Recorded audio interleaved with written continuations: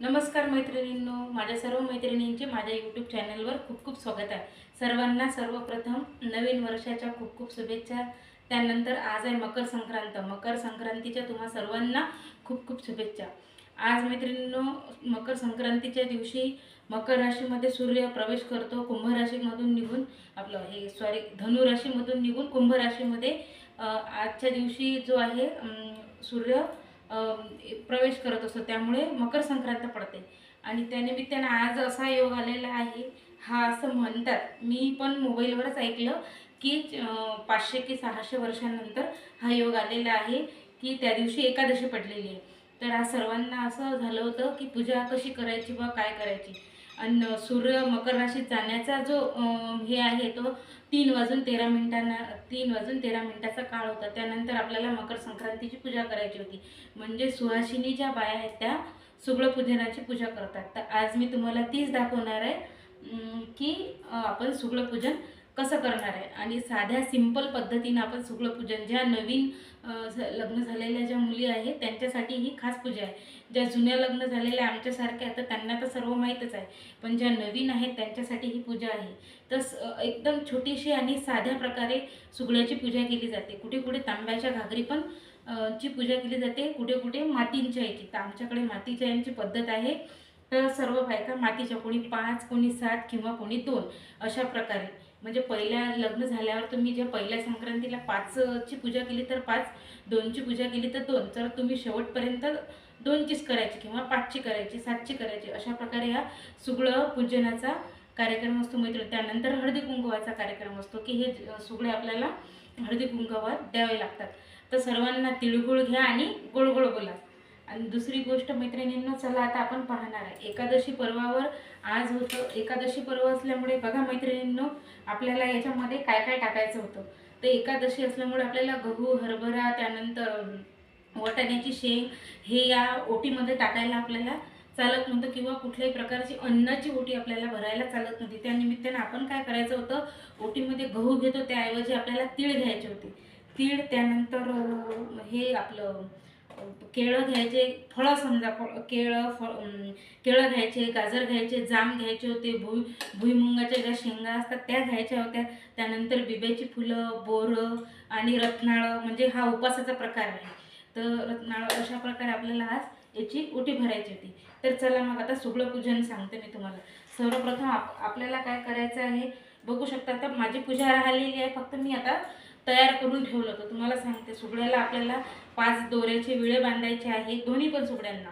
त्यानंतर फुलांचा हार बांधायचा, त्यानंतर इकडून तिकडून आपल्याला 5 अशा कुंकवाच्या रेषा काढायच्या, त्यानंतर एक स्वस्तिक काढायचं आहे। आणि हे जे आहे, कुणी कुणी धान्यावर ठेवण्याची पद्धत आहे, पण आज धान्य चालत नाही म्हणून मी तसंच ठेवत आहे।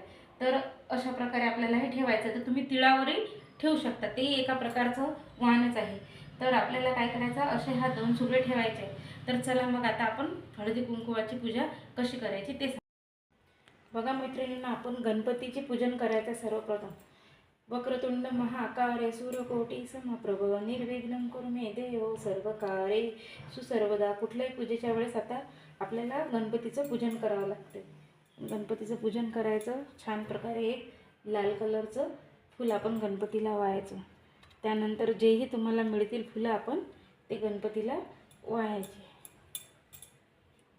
त्यानंतर तुम्हाला आपल्याला दिव्यांची पूजा आहे। तर दिव्याची पूजा मी हे बघू शकता तुम्ही केलेली आहे, फुलं ठेवायचे राहिलेले आहेत। तर आपण एक एक फूल दिव्याजवळ पण ठेवून देऊया। दिव्यांची पूजा। आता आपल्याला सुगडं पूजन करायचं आहे। तर आपण हे सुगडे ठेवलेले आहे, त्यामध्ये सर्वप्रथम आपल्याला काय करायचं आहे, हळद कुंकू टाकायचं आहे।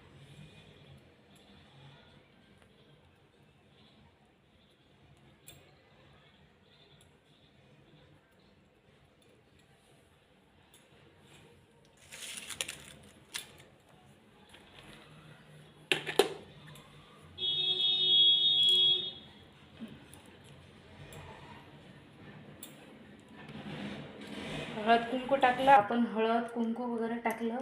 त्यानंतर आपल्याला काय करायचं आहे, यामध्ये एक एक तिळाचा लाडू आपल्याला टाकायचा। याच्यामध्ये एक तिळाचा लाडू टाकायचा, याच्यामध्ये एक तिळाचा लाडू टाकायचा, आणि याच्यामध्ये 1 रुपया टाकायचा, आणि याच्यामध्ये 1 रुपया टाकायचा।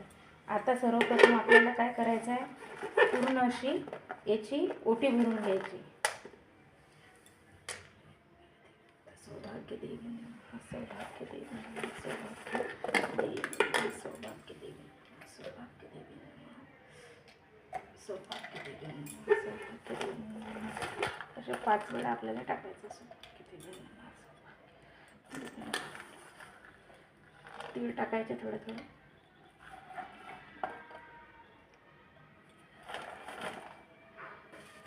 आणि आता परत एकदा मैत्रिणींना हळद कुंकू टाकायचं.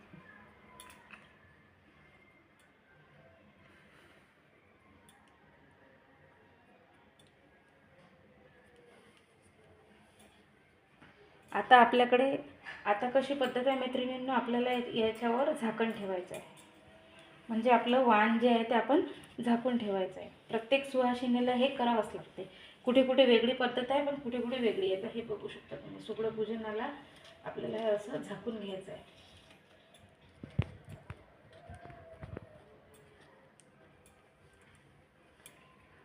आपल्याला यावर एक फूल ठेवायचं आहे, यावर एक फूल ठेवायचं आहे, फूल इथे व्हायचं, एक फूल इथे व्हायचं.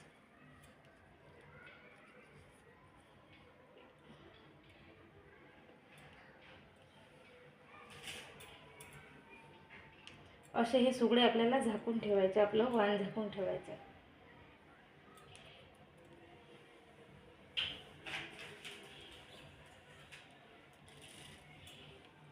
नंतर तुम्हाला प्रार्थना करायची आहे. तुमच्या पतिदेवांसाठी जी तुम्हाला प्रार्थना करायची आहे मैत्रिणींनो, ती आपल्याला प्रार्थना करायची आहे. त्यानंतर आपल्याला ही जी ओटी आहे, ही ओटी आहे आपल्या कुलदेवतेसाठी. तर ही जी ओटी आहे, आपण ही ओटी पूर्ण फळांनी भरलेली आहे, बघू शकता तुम्ही, एकादशी असल्यामुळे. आणि ही जी ओटी आहे आपल्या कुलदेवतेला अशी, आपल्या कुलदेवतेचा जो टाक आहे या टाकाला टच करायची. आणि जेवढेही आपल्याकडे देवे आहेत त्या देव्यांच्या समोर ही अशी ओटी आपल्याला त्यांना हळद कुंकू लावून सर्वप्रथम त्यांना आपल्याला वाण द्यायचं आहे, आपल्या घरातल्या कुलदेवतेला. बघा मैत्रिणींनो, मी तुम्हाला सांगितलं की तुमच्या घरी जो टाक आहे त्या टाकासमोर आपल्याला सर्वप्रथम आपल्या कुलदेवतेला हळद कुंकू व्हायचं आहे. त्यानंतर जेवढेही तुमच्याकडे अन्नपूर्णा माता असेल किंवा महालक्ष्मी असेल, विठोबा रुक्मिणी असेल, या सर्वांना तुम्हाला आपल्याला ओटी त्यांची भरायची आहे. त्यानंतर तुम्हाला आपल्या तुळशीची ओटी सर्वप्रथम भरायची आहे. आपल्या घरामध्ये ज्या प्रत्येक सनातन धर्मीय त्यांच्या इथे तुळशी आहेच, तर तुळशीची आपल्याला ओटी भरायची आहे. त्यानंतर आज एवढा सुंदर पर्व आल्यामुळे आपल्याला याचं जे आहे विष्णू सहस्त्रनामावलीचं पठण करायचं आहे. आणि आजच्या दिवशी कुलदेवतेला तीळ वाहण्याचं सर्वात जास्त महत्त्व आहे. तर तुम्ही तीळ थोडे थोडे वाहून नामावली पण म्हणू शकता. देवी नामावली जी येते, कुठल्याही प्रकारचे देवीचे नामं येतात 1000, तर ती नामावली म्हणू शकता. किंवा विष्णू सहस्त्रनाम हे तुम्हाला शालिग्राम भगवानांवर वाहायचं आहे, तर आज तुम्ही ते पण करू शकता. हा उत्तम पर्व आल्यामुळे आपल्याजवळ ही संधी आहे देवाची सेवा करण्याची. तर अशा प्रकारे साधी सिंपल मैत्रिणींनो आपली पूजा आहे. तर सर्वांना परत एकदा मकर संक्रांतीच्या खूप खूप शुभेच्छा. आता मी खास तुमच्यासाठी एक उखाणा घेते मैत्रिणींनो. आंब्याच्या आंबराईत प्राणी घेतात विसावा, विनोद रावांचं नाव घेते, पूर्ण यूट्यूब फॅमिलीचा माझ्यावर आशीर्वाद असावा. नमस्कार.